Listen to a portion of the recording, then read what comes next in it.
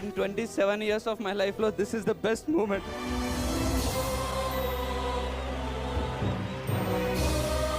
ఈరోజు ఆయన పట్టుకున్నా అంటే నాకు అప్పుడు రియలైజ్ అయ్యా, ఓకే మనిషిలాగానే ఉంటారా ఆయన అని.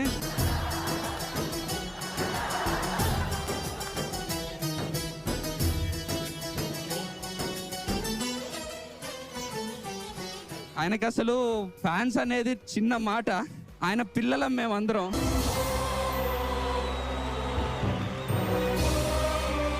చరణ్ గారు ఒక్కరే కాదు, వద్దామనుకున్న ప్రతి ఒక్కరికి ఫాదర్ లాగా.